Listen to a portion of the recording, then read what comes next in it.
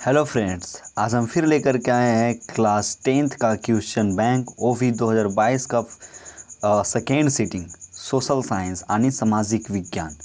आप लोग अपना तैयारी बहुत ही बढ़िया कर रहे होंगे, मस्त होंगे, ज़बरदस्त होंगे। आज चलिए देखेंगे कि 2022 में सेकेंड सीटिंग में सोशल साइंस का क्वेश्चंस किस प्रकार से पूछा गया है और हम क्या करेंगे कि जितने भी पूछे गए सवाल है उसे हम लोग याद कर लेंगे ताकि अगले ईयर क्या करें, अगर पूछे गए सवाल को हम बढ़िया से लगा सकें। चलिए, पहला प्रश्न पूछा गया है कि मुद्रण कहाँ का आविष्कार कहाँ हुआ था, यानी मुद्रण जो है कहाँ का आविष्कार कहाँ हुआ था, यही पूछा गया है आंसर क्वेश्चंस में। तो आपको बता दें कि यह जो है मुद्रा का आविष्कार जो है वो चीन में हुआ था। कहाँ हुआ था? चीन में हुआ था। दूसरा प्रश्न देखिए, लिख रहा है कि विश्व के प्रथम पेपर मिल की स्थापना हुई थी। तो पेपर मिल की प्रथम स्थापना कहाँ हुई थी? तो चीन में हुई थी। सिंपल सी बात है। चलिए, तीसरा नंबर प्रश्न देखिए, लिख रहा है कि 95 थीसिस किसने लिखी है? 95 थीसिस जो लिखी है मार्टिन लूथर लिखा है। कौन लिखा है? मार्टिन लूथर लिखा है। चौथा नंबर प्रश्न देखिए, लिख रहा है कि मीरात उल अखबार के संस्थापक कौन थे? यानी मीरात उल अखबार के संस्थापक कौन थे? तो आपको बता दें कि राजा राम मोहन राय थे। कौन थे? राजा राम मोहन जो राय थे वो क्या थे? मीरात उल अखबार के संपादक थे। चलिए, उसी प्रकार से हम लोग क्या करते हैं, धीरे धीरे क्वेश्चंस को लगाते जाते हैं और याद करते जाते हैं कि ताकि क्वेश्चन अगले ईयर जो क्वेश्चन पूछे उसे हम लोग बढ़िया से बना सकें। पाँचवा नंबर प्रश्न बोल रहा है कि कौन तापीय विद्युत परियोजना बिहार में स्थित है? तो आपको बता दें कि बिहार में जो है वह काटी तापीय विद्युत परियोजना भी है ना, कहलगांव तापीय विद्युत परियोजना भी है और नवीनगर विद्युत परियोजना है। यानी कि इनमें से सभी हो जाएगा। आपका जो आंसर है वह डी होगा। चलिए, छठा नंबर प्रश्न बोल रहा है कि ऑल इंडिया रेडियो का नाम बदल करके आकाशवाणी कब किया गया? आकाशवाणी जो है वह कब किया गया? तो चलिए हम फटाफट लगाते जाते हैं। बोल रहा है कि ऑल इंडिया रेडियो का नाम बदल करके आकाशवाणी कब किया गया? तो आपको बता दें कि 1957 में कर दिया गया था। चलिए, अगला प्रश्न लिखा गया है कि एल्युमिनियम किस खनिज से संबंधित है? तो एल्युमिनियम जो है आपको बता दें कि यह बॉक्साइट से संबंधित है। किससे संबंधित है? तो बॉक्साइट से संबंधित है। आठवां नंबर प्रश्न बोल रहा है कि नंदा देवी राष्ट्रीय उद्यान कहाँ है? यानी नंदा देवी राष्ट्रीय उद्यान कहाँ स्थित है? तो उत्तराखंड में स्थित है। चलिए, नौवां नंबर प्रश्न बोल रहा है कि मनरेगा शुरू हुई थी। तो मनरेगा कहाँ से शुरू हुई थी? तो आंध्र प्रदेश से हुई थी। कहाँ से हुई थी? आंध्र प्रदेश से। मनरेगा आंध्र प्रदेश से शुरू हुई थी। 10वां नंबर प्रश्न बोल रहा है कि निम्न में से कौन गैर आर्थिक आधारभूत संरचना का अंग है? तो गैर आर्थिक आधारभूत संरचना का जो अंग है वह शिक्षा है। चलिए, 11वां नंबर प्रश्न बोल रहा है कि विश्व व्यापार संगठन की स्थापना कब हुई थी? यानी WTO की स्थापना की जो हुई थी 1995 ईस्वी में हुई थी। 12 नंबर बोल रहा है कि ब्रेटलैंड आयोग संबंधित है। तो ब्रेटलैंड आयोग जो है वह किससे संबंधित है? तो यानी सतत विकास से संबंधित है। किससे संबंधित है? वह सतत विकास से संबंधित है। 13 नंबर प्रश्न लिखा गया है कि प्रथम राष्ट्रीय मानव विकास रिपोर्ट किस प्रधानमंत्री के कार्यकाल में जारी हुई? तो आपको बता दें कि अटल बिहारी वाजपेयी के कार्यकाल में जारी किया गया था। 14 नंबर प्रश्न बोल रहा है कि नीति आयोग का गठन कब हुआ था? तो नीति आयोग का गठन जो हुआ था, पहले योजना आयोग बना था, तो योजना आयोग को भंग करके अब नीति आयोग कर दिया गया था। तो वह गठन जो हुआ था वह जनवरी 2015 में किया गया था। चलिए, 15 नंबर प्रश्न लिख रहा है कि भारत में सर्वप्रथम राष्ट्रीय आय का अनुमान किसने लगाया था?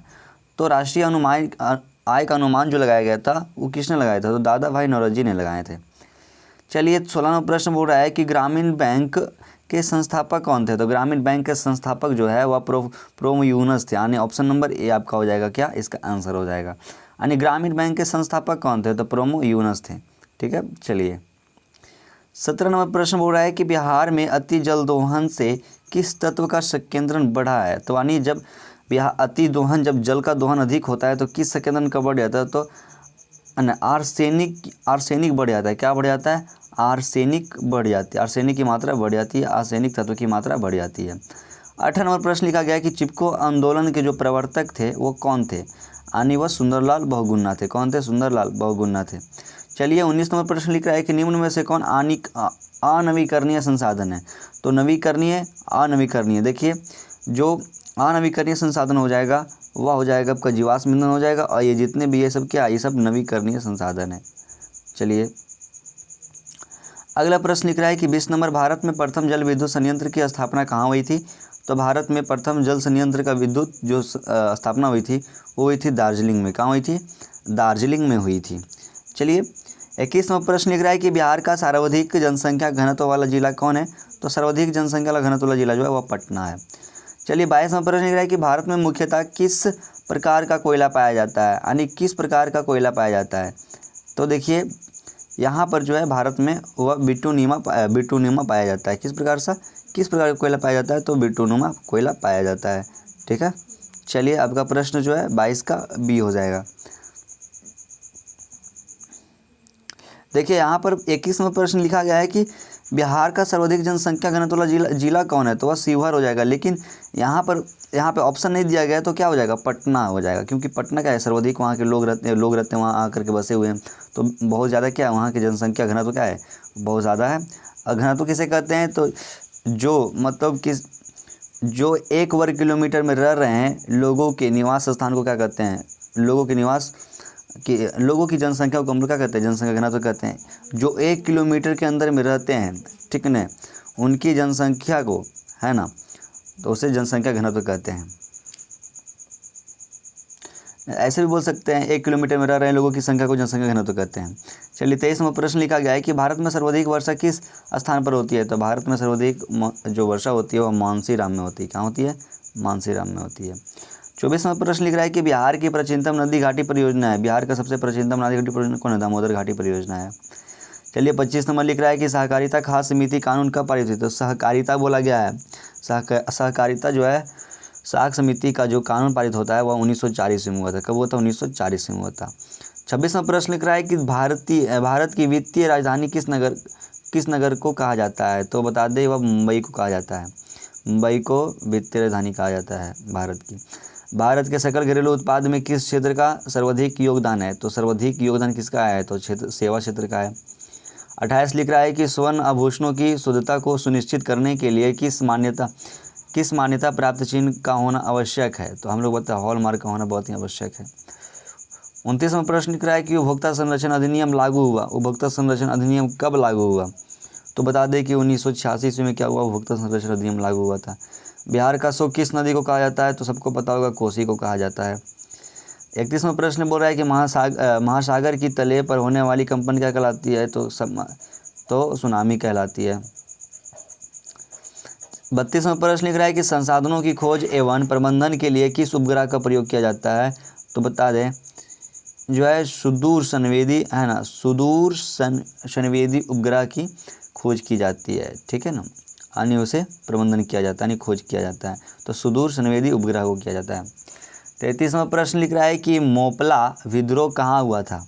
तो मोपला विद्रोह जो हुआ था वह केरल में हुआ था। कहाँ हुआ था? केरल में। 34वां प्रश्न लिख रहा है कि भारत की प्राचीनतम कोयले की खान कौन है? तो भारत की यानी सबसे पुराना कोयले की खदान कौन है? तो वह रानीगंज हो जाएगा, क्योंकि रानीगंज सबसे पुराना है। ठीक ना, तो 34 का जो है वह उसका आंसर ए हो जाएगा।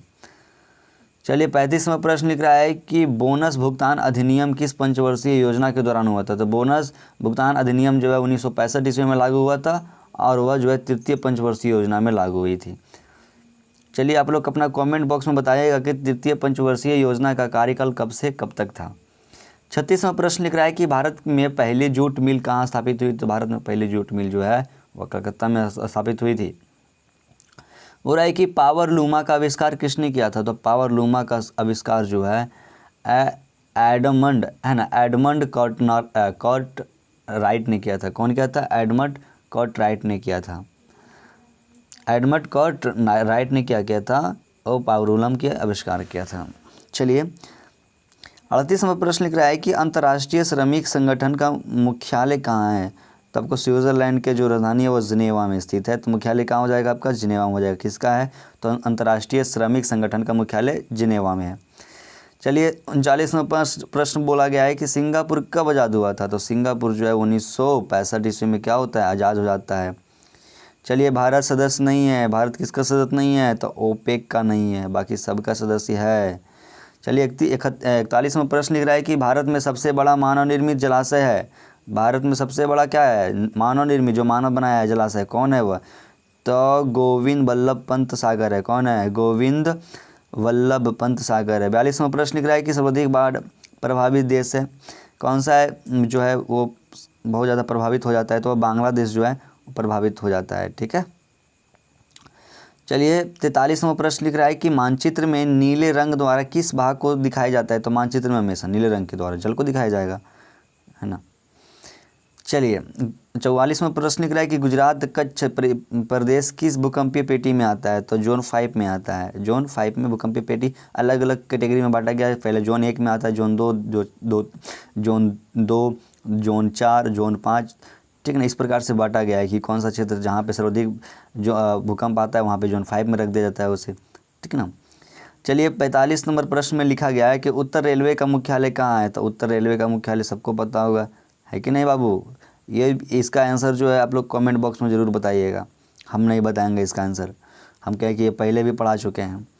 चलिए 46वां प्रश्न बताइए कि पंजाब में भूमि निम्नीकरण का मुख्य कारण क्या है। निम्नीकरण का मुख्य कारण क्या है, तो अधिक सिंचाई है। क्या है, अधिक सिंचाई है। 47वां प्रश्न लिखा गया है कि भारत का संवैधानिक अध्यक्ष कौन था, तो संवैधानिक अध्यक्ष कौन होगा, राष्ट्रपति होगा। कौन होगा, राष्ट्रपति। 48वां प्रश्न लिख रहा है कि अंकोरवाट मंदिर कहाँ है। अंकोरवाट मंदिर जो है वह कहाँ है, तो वह जो है कंबोडिया में है। कहाँ हो जाएगा, कंबोडिया में बाबू, कंबोडिया में। 49वां प्रश्न लिख रहा है कि बॉक्साइट का सबसे बड़ा उत्पादक राज्य कौन सा है, यानी बॉक्साइट का जो सबसे बड़ा उत्पादक राज्य जो है वह सबको पता होगा, आप लोग भी पता किए होंगे बढ़िया से कि कौन है बॉक्साइट का सबसे अधिक जो उत्पादक राज्य कौन सा है रे बाबू, तो उड़ीसा हो जाएगा, क्योंकि उड़ीसा क्या है, उड़ीसा में सबसे अधिक होता है कि नहीं। उसका आंसर आप लोग बताइएगा, ऐसा नहीं है कि कमेंट बॉक्स में ज़रूर बताइएगा कि कौन है, ठीक है ना। आपको कौन सा पूछे थे, 45वां प्रश्न पूछे थे ना कि उत्तर रेलवे का मुख्यालय कहाँ है, तो आप लोग बताइएगा कमेंट बॉक्स में। चलिए हम लोग आगे बढ़ते हैं, देखते हैं कहाँ आता है तुम लोग का, आप लोग का आंसर। बोला गया है कि 50 नंबर प्रश्न बोला है कि सूचना का अधिकार कानून कब लागू हुआ था, तो सूचना का अधिकार का जो कानून लागू हुआ था वह 2005 में लागू हुआ था और वह राजस्थान में सबसे पहले लागू हुआ। चलिए 51 नंबर प्रश्न बोल रहा है कि नेपाल के साथ भारत के किस राज्य की सबसे लंबी सीमा है, यानी किस राज्य की सबसे लंबी सीमा है, ये सबको पता होगा रे बाबू, तो उत्तर प्रदेश की सबसे लंबी सीमा है कि नहीं बाबू, ये उत्तर प्रदेश का सबसे लंबी सीमा लग जाता है।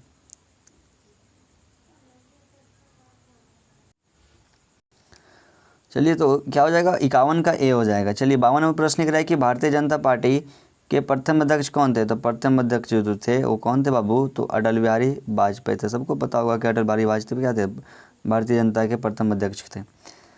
53 नंबर प्रश्न लिखा गया है कि पंचायतों में महिलाओं के लिए कितना प्रतिशत स्थान दिया गया है, कितना प्रतिशत स्थान दिया गया है, तो 33% दिया गया है। सबको पढ़ाया होगा, ये सर पढ़ाए होंगे भी। चलिए 56 नंबर प्रश्न लिख रहा है कि वित्तीय राज्य आयोग का गठन किया जाता है, तो वित्तीय राज्य आयोग का गठन जो है वो पंचायत की वित्तीय स्थिति के पूर्व निर्माण हेतु है कि नहीं, तो इसका ऑप्शन नंबर ए ही हो जाएगा कि पंचायत और वित्तीय स्थिति के पूर्वानुमान हेतु किया जाता है। 55 नंबर प्रश्न लिखा गया है कि बिहार में सर्वप्रथम नगर निगम की स्थापना कहाँ की गई बाबू, तो कहाँ किया जाएगा, तो पटना में किया गया था, सबसे पहले नगर निगम की स्थापना की गई थी। चलिए हम लोग धीरे प्रश्न करते आगे बढ़ते जाते हैं। लिखा गया है कि 56 नंबर प्रश्न में बोल रहा है कि बिहार में छात्र आंदोलन का नेतृत्व किसने किया था, तो आपको पता होगा कि जयप्रकाश नारायण ने क्या कहते हैं, छात्र आंदोलन का नेतृत्व किए थे, जो उन्होंने एक भाषण देते हैं संपूर्ण क्रांति के नाम से भी जाना जाता है। 5 जून 1974 ईस्वी में क्या करते हैं, पटना के गांधी मैदान में उन्होंने भाषण देता है सभी लोगों के दिल, वो भी कांग्रेस के खिलाफ में किया जाता है। बहुत ज़्यादा बेरोजगारी वगैरह बढ़ जाने के कारण क्या करते हैं लोग जो है जयप्रकाश नारायण को अपने नेतृत्व में मान करके, नेता मान करके जो छात्र होते हैं वह आंदोलन खड़ा करते हैं सरकार के खिलाफ। 57 नंबर प्रश्न लिखा गया है कि सविनय अवज्ञा आंदोलन के समय भारत के वायसराय कौन थे, तो सविनय अवज्ञा आंदोलन के समय जो भारत के जो वायसराय थे वो लॉर्ड इरविन थे। कौन थे बाबू, लॉर्ड इरविन थे। ये हिस्ट्री का क्वेश्चन है, हिस्ट्री में आप लोग बढ़िया से पढ़ाई किए होंगे।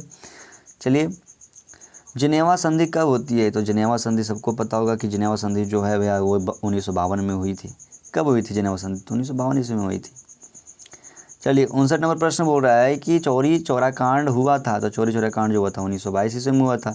असहयोग आंदोलन को स्थगित कर दिया गया था, है ना। 60 नंबर प्रश्न लिख रहा है कि विश्व का पहला समाजवादी देश था, यानी समाजवादी रूस था, तो रूस ने था। सबसे पहले 2 ही था, एक 2 सबसे पहले अगर देखा जाए तो विश्व में उभर करके दो शक्तिशाली महादेश सामने आया था, एक अमेरिका आया था, एक दूसरा रूस आया था। तो अमेरिका जो था वो पूंजीवादी था, लेकिन जो रूस था वो समाजवादी था। तो पूछा गया है क्या है तुम्हारा क्वेश्चन, बोल रहा है कि विश्व का पहला समाजवादी देश कौन था, तो वह रूस था। ठीक है, चलिए 61 नंबर प्रश्न लिख रहा है कि हिंद चीन पहुँचने वाले प्रथम व्यापारी थे। तो प्रथम व्यापारी जो थे वो पुर्तगाली थे। पुर्तगाली क्या किए थे, वहाँ सबसे पहले गए थे। ठीक ना, पुर्तगाली हमारा इंडिया का भी क्या है, पुर्तगाली है, क्योंकि पुर्तगाली ही भारत में सबसे पहले आए थे, वो भी वास्को डे गामा। तो देखिए क्वेश्चन क्या बोल रहा है कि हिंद चीन पहुँचने वाले प्रथम व्यापारी कौन थे, तो वो भी पुर्तगाली ही थे।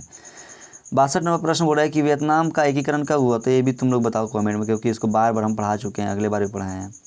चलिए 63 नंबर प्रश्न लिख रहा है कि काउंट काबूर को है ना विक्टर एमुनेल ने किस पद पर नियुक्त किया था। तो प्रदाता कि बता दें आपको कि प्रधानमंत्री पे क्या किया था, उसे नियुक्त, काउंट काबूर को प्रधानमंत्री पे नियुक्त किया गया था। 64 नंबर प्रश्न बोल रहा है कि किन्हें सीमांत गांधी के नाम से जाना जाता है। तो खान अब्दुल गफ्फार को क्या किया जाता है, मतलब सीमांत गांधी के नाम से भी जाना जाता है।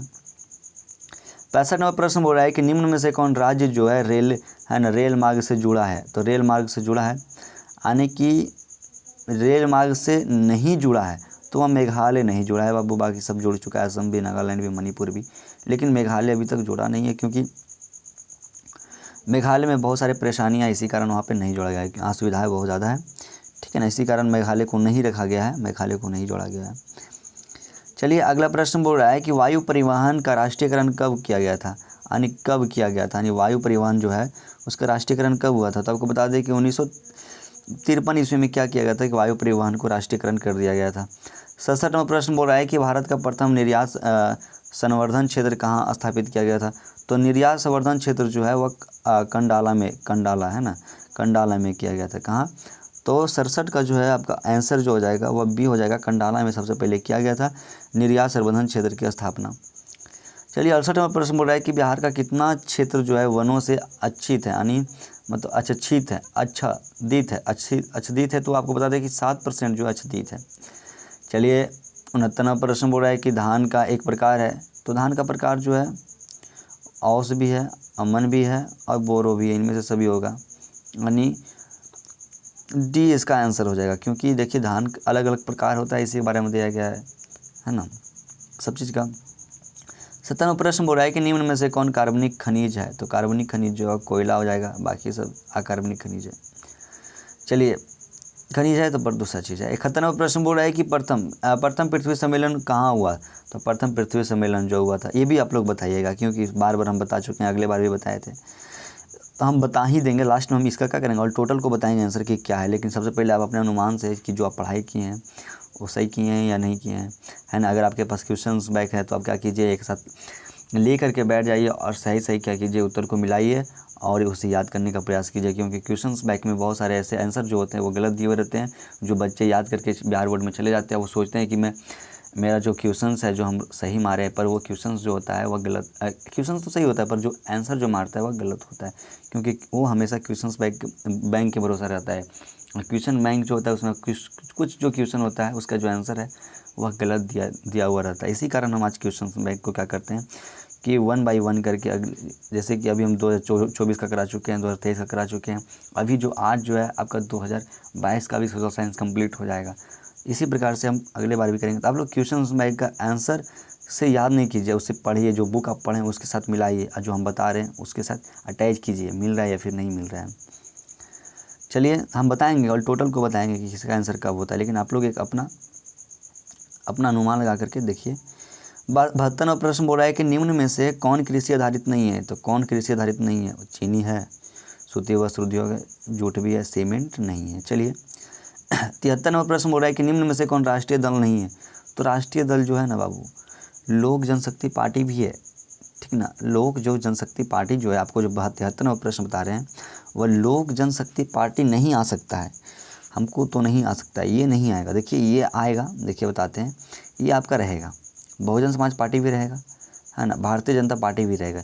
ये जो तीनों पार्टी है, यानी भारतीय राष्ट्रीय कांग्रेस और बहुजन समाज पार्टी और भारतीय जनता पार्टी, ये जो जितने भी है ये सब राष्ट्रीय दल है। इसमें पूछा गया क्या है, इसमें राष्ट्रीय दल नहीं है, तो राष्ट्रीय दल लोक जनशक्ति पार्टी नहीं है, ठीक है। चलिए 54वां प्रश्न बोल रहा है कि बोलिविया में जनसंघर्ष का मुख्य कारण क्या था। तो बोलिविया में जन संघर्ष का मुख्य कारण क्या था? सबको पता होगा कि जल का निजीकरण। जल के लिए क्या हुआ था? वहाँ पे लड़ाई हो चुका था, बहुत ज़्यादा परेशानियाँ बढ़ चुकी थी, है ना, तो जल के कारण ही हुआ था। चलिए, तो सॉरी जल के कारण हुआ था। किस कारण? जल के कारण। जल के निजी कारण क्या हुआ था? जल के निजी कारण ऐसा हुआ था, ठीक है। चलिए 75वां प्रश्न, बोलिविया जो है किस महादेश का हिस्सा है? तो सबको पता होगा कि बोलिविया जो है वो दक्षिणी अमेरिका का हिस्सा है। किस देश का हिस्सा है? दक्षिण अमेरिका का हिस्सा है। 76वां प्रश्न बोल रहा है कि निम्न में से किसे प्राथमिक क्षेत्र कहा जाता है? तो प्राथमिक क्षेत्र जो है वो कृषि क्षेत्र को कहा जाता है। प्राथमिक क्षेत्र जो है ना बाबू, वो कृषि क्षेत्र को कहा जाता है। किस क्षेत्र को? कृषि क्षेत्र को कहा जाता है। बोल रहा है अगला प्रश्न 77 नंबर बोल रहा है कि स्वीडन की मुद्रा है। तो स्वीडन की मुद्रा क्रोन है। कौन है? क्रोना। अरे कोरोना वाला नहीं रे, क्रोन है, ठीक है, इसे क्रोना पढ़ा जाता है, क्रोना। 78 नंबर प्रश्न बोल रहा है कि गरीबी के कुछ क्रक की धारणा किसने दी थी? तो गरीबी के कुछ क्रक की धारणा जो है वह किसने दिया था? तो देखिए 78वें प्रश्न का जो उत्तर हो जाएगा आपका रैगनर जो है ना, रैगनर नकर्स जो है वो क्या किए थे? वो इसका आंसर मतलब ये बताए थे कि क्या है, जो गरीबी है वो कुछ क्रक की धारणा है ना, ये यही रैगनर नकर्स ने दिए थे। चलिए 79 नंबर प्रश्न बोल रहा है कि कृषि तथा ग्रामीण विकास के लिए पुनर्वृत्ति करने वाली शीर्ष संस्था कौन था? तो शीर्ष जो संस्था थी वह थी नाबार्ड थी। कौन थी? नाबार्ड जो है वह शीर्ष संस्था थी। चलिए 80 नंबर प्रश्न बोला गया है कि भारतीय रिजर्व बैंक की स्थापना कब हुआ था? तो सबको पता होगा कि भारतीय बैंक की स्थापना की जो हुई थी वह 1935 ईस्वी में हुआ था। चलिए आप लोगों को हम पहले ही कुछ होमवर्क दिए थे, क्वेश्चंस दिए थे, आप लोग सही किए या फिर नहीं किए देखेंगे। तो क्वेश्चंस क्या था? सबसे पहले क्वेश्चंस क्या था? देखिए क्वेश्चंस कहाँ है?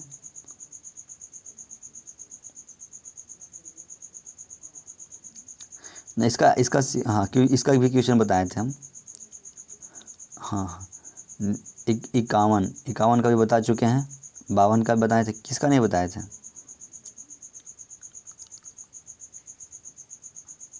हाँ देखिए 45वें प्रश्न को नहीं बताए थे। तो 45वें प्रश्न का जो है वो उत्तर रेलवे का मुख्यालय कहाँ स्थित है? तो नई दिल्ली में स्थित है, ठीक है। चलिए, चलो आप लोग बढ़िया से अपना तैयारी कीजिए, मन लगा के थोड़ा पढ़ाई कीजिए, क्योंकि अभी एग्ज़ाम थोड़ा नज़दीक आने वाला है।